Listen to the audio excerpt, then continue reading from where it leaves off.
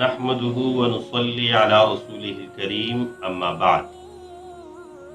د قربانۍ متعلق د ډیرو مسلو پوښتنه کیږي، چونکې ذوالحجه شروع د مسلمانان د قربانۍ په تیاریانو کې دي. د دې وجې نه هغوی ته قسمه قسم پوښتنې راځي.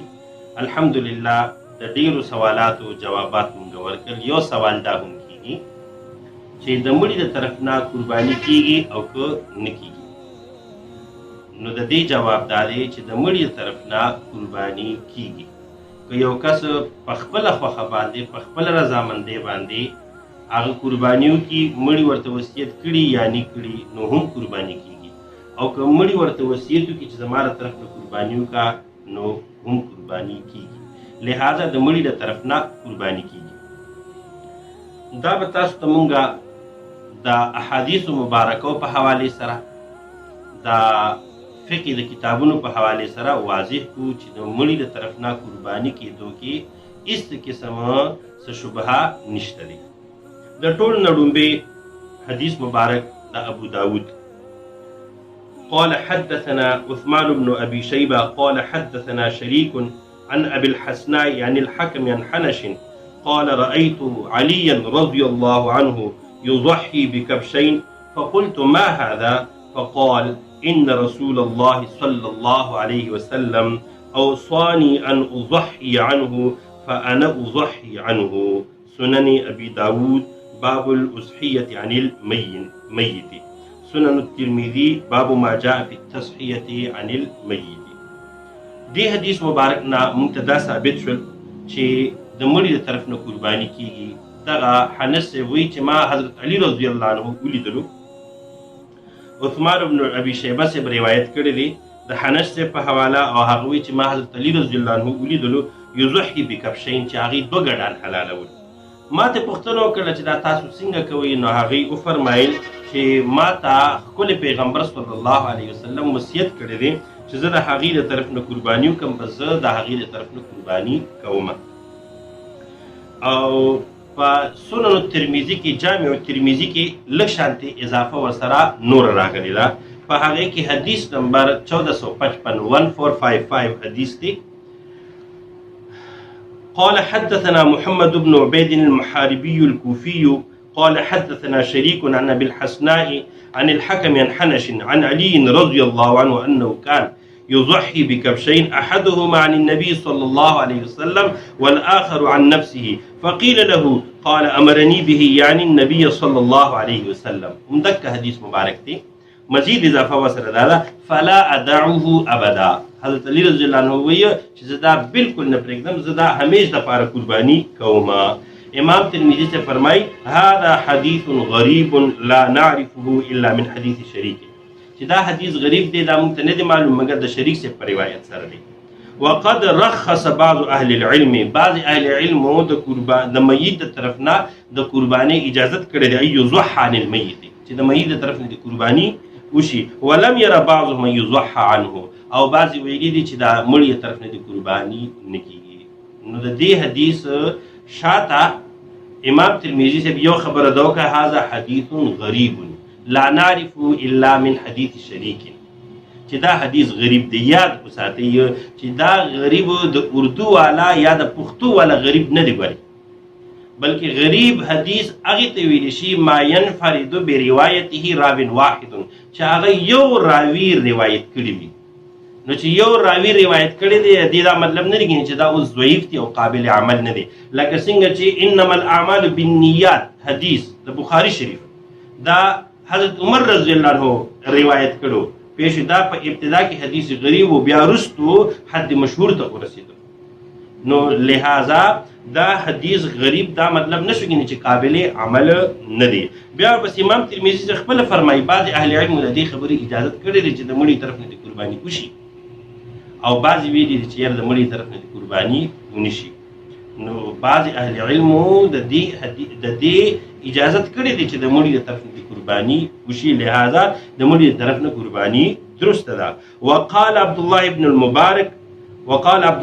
المبارك رحمه الله، عبد الله بن مبارک سے وی احب الی یتصدق عنه ولا یضحى، زما زړه غواړي چې د مړي د طرف نه دی عامه صدقه دی وشي او قرباني دی نه کېږي. او مزید فرمایي وان ضحى که چا بالفرض د مړي د طرف نه قرباني وکړله نو فلا یاکل منها شیئا هغه به د دې نه بیا خوراک نه کوي ویتصدق بها کلها هغه به بیا دا ټوله صدقه کوي. عبدالله ابن مبارک صاحب قول ته ګوري زما زړه غواړي چې د مړي د طرف نه دی عام ایصال ثواب وشي عام ایصال ثواب دی وشي قرباني دی نه کوي. کوی څوک قرباني کوي نو قرباني کول روا دي خو بیا به څه کوي د دې ټوله غوښه به وي چې صدقه کوي. نو ګوره د عبدالله بن مبارک صاحب په نسبت باندې هم د جواز قول خو دومره قدرې راغللو چې یاره د مړي د طرف نه قرباني کیدی شي جایز دی درست دی. خو قرباني د مړي طرف نه وشي نو هغه غوښه دی هغه وایي چې ټوله دې صدقه کړي. دا مثلا درته مونږ واضحو چې یاره دا غوښه بیا د ټوله غوښه به صدقه کېږي او که نه له دې نه دغه قرباني کوونکي ځان ته ساتلی هم شي. دا مسله راته اخر کې به انشاءالله واضحو. په دې حدیث مبارک باندې څو اعتراضات شوي دي. یو اعتراض په دې باندې دا کېږي چې یاره د دې په سند کې یو راوي دی حضرت حنش صاحب دا ضعیف راوي دی.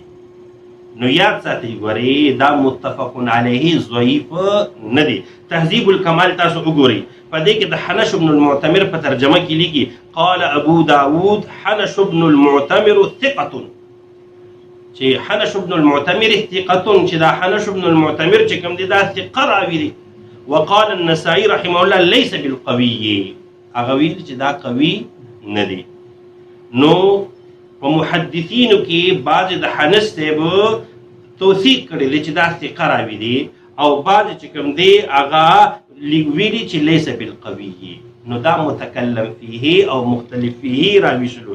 لہذا د داسې راوي حدیث د حسن درجې نه کم نشي کېدی.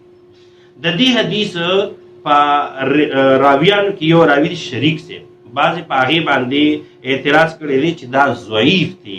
لیکن د یحیی ابن معین رحمه الله نه پوښتنه وشوله چې یاره د شریک ابن عبدالله چې کوم دی دا څنګه راوي دی د حدیث څنګه دی. نو هغې وفرمایل شریک ابن عبدالله ابن ابي نمر کیف حدیث قال لیس به بأس هغې ورته وفرمایل چې د کې هېڅ قسم حرج نشته د ده په حدیث نقل کولو کې هېڅ قسم مضایقه نشته خرابې پکې نشته دی. د ابن عدي نه پوښتنه وشوله چې شریک ابن عبدالله څنګه دی. نو هغې وفرمایل چې شریک ابن عبدالله د مدینې طیبې د مشهورو شخصیاتو کې دغه حساب چې کوم دی د شریک ابن عبدالله نه امام مالک صاحب چې کوم دی او دغه حساب نور ثقه راویان روایت کړی دی. او دا یو اصول یاد وساتئ چې کوم یو راوي باره کې د ضعیف قول شوي وي لکه د شریک ابن عبدالله ابن ابي نمر باره کې د ضعیف قول شوی دی. که د داسې قسم راوي نه یو داسې راوي چې هغه متفق علیه ثقه راوي وي هغه د هغه نه روایت واخلي حدیث واخلي روایت دې وکړي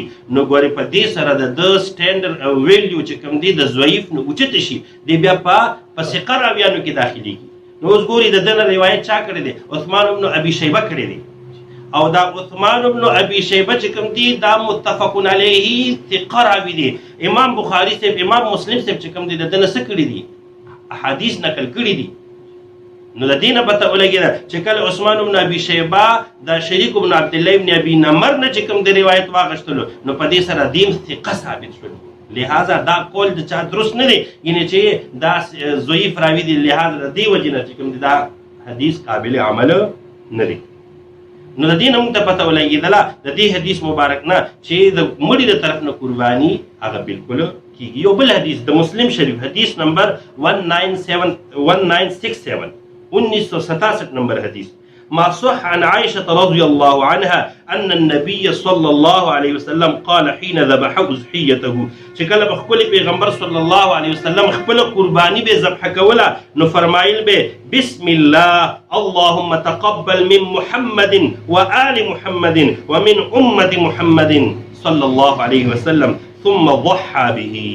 خپل پیغمبر صلی الله علیه وسلم به چې کله خپل قرباني ذبح کوله نو وی به بسم الله اللهم تقبل من محمد یا الله د محمد صلی الله علیه وسلم نه طرف نه قبول کړي د آل محمد د طرف نه قبول کړي او د امت محمد د طرف نه قبول کړي او بیا خپل پیغمبر صلی الله علیه وسلم قرباني به وکړله. نو په دې امت د محمد صلی الله علیه وسلم کې چې کوم دي مړی په هغه وخت کې موجود نو د دې نه ثابته شوله چې د مړو طرف نه چې کوم دي څه کېږي قرباني هغه بالکل کېږي. علامه ابن عابدین شامی رحمت الله علیه په دې شامی کتاب کې هغه لیکي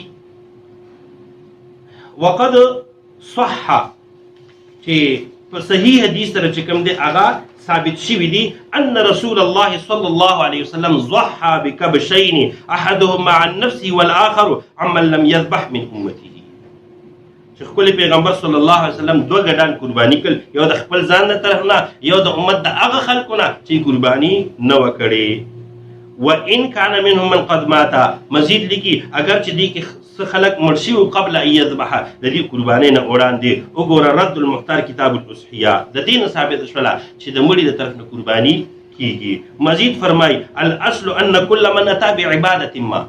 علامه ابن عابدین شامی رحمت الله فرمای وی چې اصل دا دی قاعده او قانون دا دی چې څوک هم څه قسم عبادت وکړي له جعل ثوابها لغیره، هغه لره روا دي چې د دې ثواب غیر ته وبخي، ایصال ثواب کولی شي. وان نواها عند الفعل لنفسه، اگر چې په وخت دغه فعل کولو کې دغه عمل کولو کې د خپل ځان لپاره نیت کړي رستم د دې ثواب بخلی شي. لظاهر الادله، د ظاهري دلایل په بنا باندې دا مسله داسې ده. قوله بعبادة ما، دا بعبادة ما مزید وضاحت ای سواء كانت صلاة او صوما او صدقة او قراءة او ذکرا او طوافا او حجا او عمرة. برابر خبره ده که دا عبادت مزوي روجوي وغیره وغیره وغیره که قرباني وي نو چې څوک قرباني د مړي د طرف نه وکړي د دې نه ثابته شوله چې دا قرباني بالکل درسته د مړي طرف نه قرباني کیږي او هغه ته ثواب بخیلی شي. بله مسله چې د هغې غوښې سره به څه کیږي، نو د دې غوښې په باره کې لږ مزید وضاحت ووري. ګوره که مړي وصیت کړي چې زما له طرف نه قرباني وکړي نو د دا غوښه به بیا ټوله صدقه کړي، او که چېرې بالفرض مړي وصیت نه کړي یو کس نفلي طور سره په خپله رضا باندې د مړي طرف نه قرباني کېږي نو دا مړي ته دا غوښه خپله هم خوړلی شي او نور خلکو ته هم ورکولی شي. امام شامی رحمت الله علیه ابن عابدین شامی رحمت الله علیه هغه فرمایي چې یاره که څوک دغه حساب قرباني وکړي نو هغه خپله هم کړی شي. من ضحى عن الميت يصنع كما يصنع في اضحیة نفسه، څوک چې د مړي طرف نه قرباني وکړي هغې سره به داسې کوي لکه څنګه چې د خپلې قربانۍ سره کوي. من التصدق والاکل، لکه صدقې هم کولی شي او خوړلی هم شي. والاجر للمیت، اجر به ثابت وي چا دپاره؟ د مړي دپاره. والملک للذابح، او ملک به ثابت وي د چا دپاره؟ د ذابح دپاره.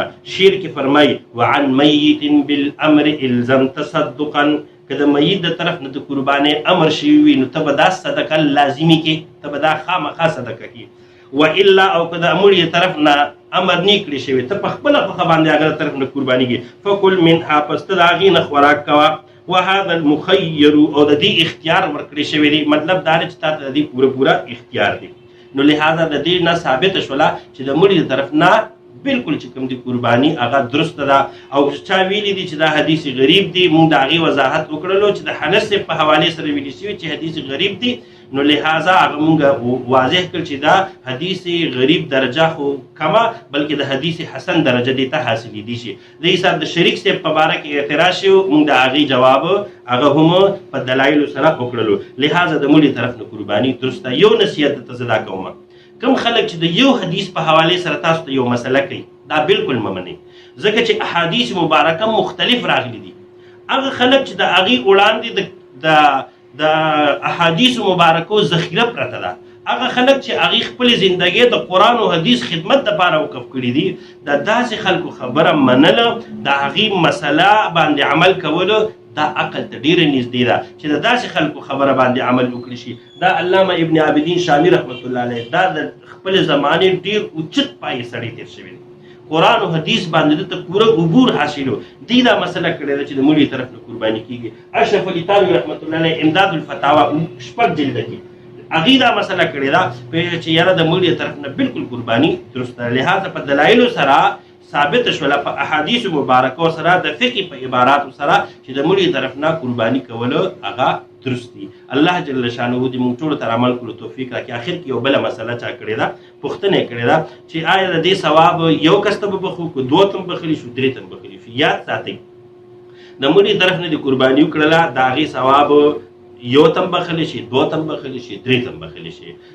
یو کس دا پوښتنه کړې زه د خپل پلار ته د پاره ما قرباني اراده وه، آیا زه د دې ثواب چې کوم دی مور او پلار دواړو ته بخلی شم؟ او مور او پلار دواړو ته بخلی شي.